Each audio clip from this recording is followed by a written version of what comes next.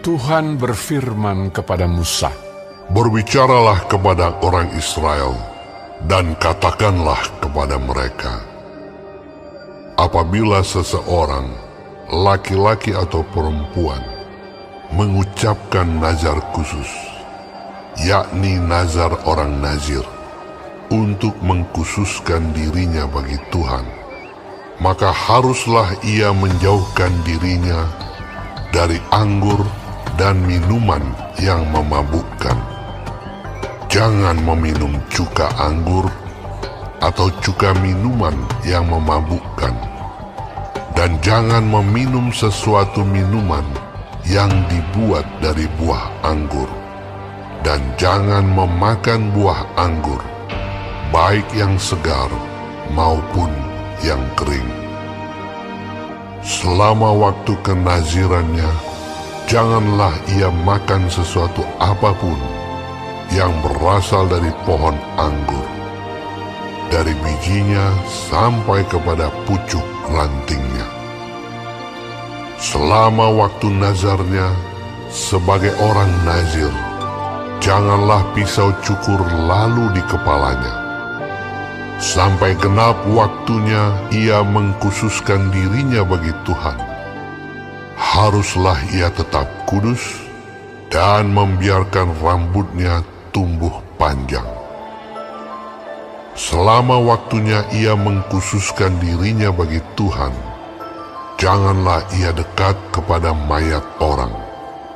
Bahkan apabila mati ayahnya ataupun ibunya, saudaranya laki-laki ataupun saudaranya perempuan, janganlah ia menajiskan dirinya kepada mereka, sebab tanda kenaziran bagi Allahnya ada di atas kepalanya.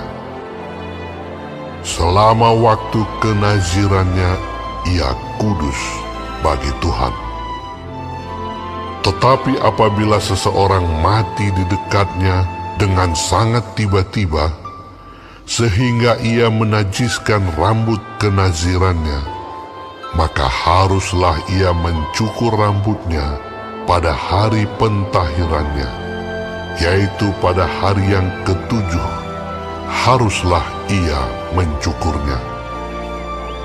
Pada hari yang kedelapan, haruslah ia membawa 2 ekor burung tekukur atau 2 ekor anak burung merpati kepada imam ke pintu kemah pertemuan. Maka haruslah imam mengolah yang seekor menjadi korban penghapus dosa, dan yang lain menjadi korban bakaran, dan mengadakan pendamaian bagi dia, oleh karena dia telah berdosa dengan berada dekat mayat. Pada hari itu juga ia harus menguduskan kepalanya dan mengkhususkan waktu kenazirannya bagi Tuhan. Ia harus membawa seekor domba jantan berumur 1 tahun menjadi korban penebus salah. Hari-hari yang sudah lewat dianggap batal karena rambut kenazirannya telah menjadi najis. Dan inilah hukum tentang seorang nazir. Apabila waktu kenazirannya genap, ia harus dibawa ke pintu kemah pertemuan, dan ia harus mempersembahkan sebagai persembahannya kepada Tuhan seekor domba jantan berumur 1 tahun yang tidak bercela untuk korban bakaran, dan seekor domba betina berumur 1 tahun yang tidak bercela untuk korban penghapus dosa, dan seekor domba jantan yang tidak bercela untuk korban keselamatan. Juga sebakul roti yang tidak beragi, yakni roti bundar dari tepung yang terbaik, yang diolah dengan minyak, dan roti tipis yang tidak beragi diolesi dengan minyak, serta dengan korban sajian dan korban-korban curahannya. Lalu haruslah imam membawa semuanya itu ke hadapan Tuhan dan mengolah korban penghapus dosa dan korban bakarannya. Domba jantan itu haruslah diolahnya sebagai korban keselamatan bagi Tuhan, beserta sebakul roti yang tidak beragi itu. Juga haruslah imam mengolah korban sajian dan korban curahannya. Maka haruslah orang Nazir itu mencukur rambut kenazirannya di depan pintu kemah pertemuan, lalu mengambil rambut kenazirannya itu dan melemparkannya ke dalam api yang di bawah korban keselamatan. Imam haruslah mengambil paha depan domba jantan itu sesudah dimasak, dan satu roti bundar yang tidak beragi dari dalam bakul, dengan satu roti tipis yang tidak beragi, lalu meletakkannya ke atas telapak tangan orang Nazir itu. Setelah orang ini mencukur rambut kenazirannya, kemudian haruslah imam mengunjukkan semuanya itu ke hadapan Tuhan sebagai persembahan unjukan. Semuanya itu menjadi bagian kudus bagi imam, beserta dada persembahan unjukan, dan beserta paha persembahan khusus. Sesudah itu, barulah boleh orang Nazir itu minum anggur. Itulah hukum tentang orang Nazir yang menazarkan persembahannya kepada Tuhan berdasarkan kenazirannya, belum dihitung apa yang ia mampu mempersembahkan di samping itu, sesuai dengan bunyi nazar yang diikrarkannya. Demikianlah harus dilakukannya berdasarkan hukum tentang kenazirannya. Tuhan berfirman kepada Musa, "Berbicaralah kepada Harun dan anak-anaknya. Beginilah harus kamu memberkati orang Israel. Katakanlah kepada mereka, Tuhan memberkati engkau dan melindungi engkau. Tuhan menyinari engkau dengan wajah-Nya dan memberi engkau kasih karunia. Tuhan menghadapkan wajah-Nya kepadamu dan memberi engkau damai sejahtera."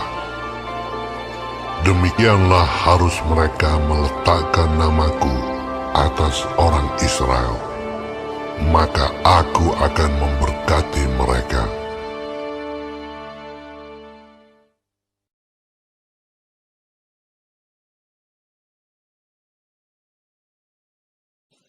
Shalom semua jemaat Tuhan, kembali kita di dalam pendalaman Alkitab Clear Sight. Sekarang kita sudah memasuki kitab Bilangan 6. Tuhan Yesus memberkati.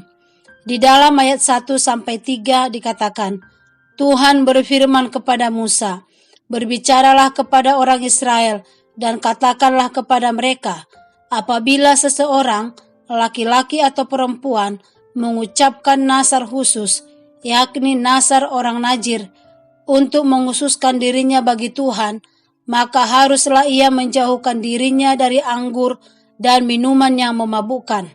Jangan meminum cuka anggur atau cuka minuman yang memabukkan, dan jangan meminum sesuatu minuman yang dibuat dari buah anggur, dan jangan memakan buah anggur, baik yang segar maupun yang kering." Orang Nazir artinya memisahkan. Ini menandakan seseorang yang sepenuhnya dipisahkan dan dikhususkan untuk Tuhan. Penyerahan itu dapat berlangsung selama waktu tertentu atau untuk seumur hidup. Di dalam Hakim-Hakim 13 ayat 5 dikatakan, "Sebab engkau akan mengandung dan melahirkan seorang anak laki-laki. Kepalanya takkan kena pisau cukur, sebab sejak dari kandungan ibunya, anak itu akan menjadi seorang Nazir Allah, dan dengan dia akan mulai penyelamatan orang Israel dari tangan orang Filistin." Kaum Nazir dibangkitkan oleh Allah sendiri agar melalui gaya hidupnya mereka dapat menunjukkan standar tertinggi dari kekudusan, kemurnian, dan penyerahan kepadanya di tengah-tengah umat. Nazar orang Nazir sepenuhnya bersifat sukarela dan dimaksudkan untuk mengajar Israel bahwa penyerahan penuh kepada Allah harus berawal dari hati seseorang dan kemudian terungkap dalam penyangkalan diri di dalam ayat 3-4 dan perilaku yang tampak di dalam ayat 5 dan kemurnian pribadi di dalam ayat 6-8. Ada 3 syarat bagi seorang Nazir. Yang pertama, Nazir tidak boleh memakan segala sesuatu yang berasal dari pohon anggur, baik buahnya, makanan atau minuman yang diolah dari buah anggur tersebut. Sebab anggur melambangkan kenikmatan yang memabukkan. Hosea 3 ayat 1. Berfirmanlah Tuhan kepadaku, pergilah lagi, cintailah perempuan yang suka bersundal dan berzina, seperti Tuhan juga mencintai orang Israel, sekalipun mereka berpaling kepada Allah-Allah lain dan menyukai kue kismis. Nazir harus berpantang dari segala sesuatu yang memabukkan, supaya dapat menguasai diri sebagai seseorang yang dihususkan bagi Allah. Yang kedua, rambut tidak boleh dipotong karena bagi Nazir, rambut adalah tanda dirinya milik Tuhan yang mempersembahkan diri untuk melayani dengan segala kekuatan. Yang ketiga, Nazir tidak boleh melakukan kontak fisik dengan mayat orang, siapapun dia, di dalam ayat 6-7. Tetapi bila dalam kondisi tak terduga dia tersentuh mayat, maka dia harus menyucikan dirinya di dalam ayat 8-12. Bila waktu kenazirannya habis, maka ia harus memberikan persembahan kepada Allah sebagai ungkapan syukur karena telah memenuhi nazarnya di dalam ayat 13-20. Sekarang memang tidak ada istilah nazir, dan kita tidak perlu menjadi nazir untuk menjalani hidup kudus, karena sebagai umat tebusan Kristus, kita telah dikuduskan oleh darahnya, dan kitalah imamat yang rajani, imamat yang kudus, yang memelihara kekudusan dan hidup melayani Dia. 1 Petrus 2 ayat 9 dikatakan, tetapi kamulah bangsa yang terpilih, imamat yang rajani, bangsa yang kudus, umat kepunyaan Allah sendiri, supaya kamu memberitakan perbuatan-perbuatan yang besar dari Dia, yang telah memanggil kamu keluar dari kegelapan kepada terangnya yang ajaib. Di dalam ayat 22-27, berkat dari Tuhan. Berkat ini terdiri dari 3 bagian. Yang pertama, berkat pertama di dalam ayat 24. Tuhan memberkati engkau dan melindungi engkau, yang menandakan penyerahan Tuhan itu penuh. Yang kedua, berkat yang kedua, Tuhan menyinari engkau di ayat 25. Ini menandakan perkenanan Tuhan atas diri seseorang. Yang ketiga, berkat yang ketiga di ayat 26. Berkat ini menyatakan manifestasi kuasa dengan memelihara manusia dan yang akan menghasilkan damai sejahtera ketika Tuhan memandang seseorang. Itu berarti Ia berkenan atas orang itu dan akan menyelamatkan dia dari kesukaran. Mazmur 33 ayat 18 dikatakan, sesungguhnya mata Tuhan tertuju kepada mereka yang takut akan Dia, kepada mereka yang berharap akan kasih setianya. Berkat Tuhan itu bukan hanya bersifat uang atau materi, tetapi berkat Tuhan itu ada banyak. Keturunan, kesehatan, kehadiran Tuhan di tengah-tengah kita, pemeliharaan Tuhan, perlindungannya, kasih karunia-Nya, damai sejahtera-Nya, dan banyak lagi. Jadi tidak selalu bersifat materi. Kerinduan kita yang terutama adalah hidup dekat dengan si pemberi berkat itu, bukan hanya kepada berkat itu. Hidup dekat dengan Tuhan dan menikmati berkat yang ada dari kedekatan kita dengan Tuhan. Amin. Tuhan Yesus memberkati.